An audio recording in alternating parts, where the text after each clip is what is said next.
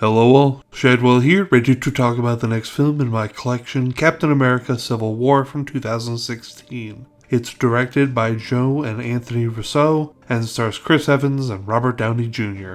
Bummer. I keep remembering a post-credit sequence where Cap is talking about disappointment or something like that, and it's hilarious, but it is unfortunately not in this movie like I thought it was. I bet it was in Avengers Age of Ultron. This is my favorite of the three Captain America films, so far of course as more are coming down the pipe. It's my favorite by a lot. Multi-film story arc complete, Captain America is now a rebel.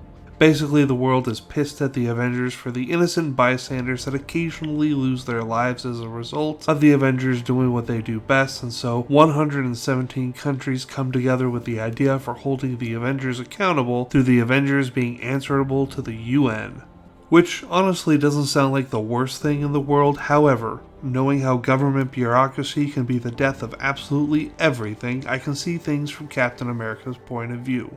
This film is basically the Avengers 2.5 as far as I can see it, and it would be even more so if all the Avengers were there, as Hulk and Thor are missing. But we find out later what those two were doing during the actions of Captain America Civil War in their film Thor Ragnarok, which, shock, was a good Thor film.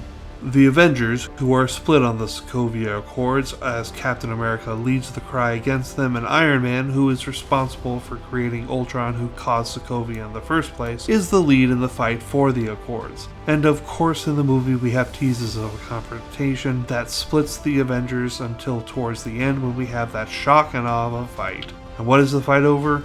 Well, it's something that Captain America believes in over the Avengers, so of course it must be Bucky related. God, seriously, will those two kiss already?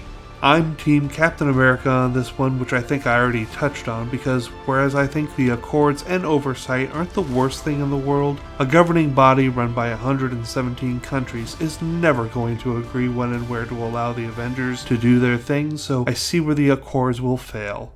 The biggest loss of the entire film is that there's no Nick Fury, as I would have loved to see him in this film. But worry not, fans of Samuel L. Jackson, he's featured pretty heavily in tomorrow's film. Captain America Civil War gets an A from me, and tomorrow it's yet more Marvel with Captain Marvel. See y'all then.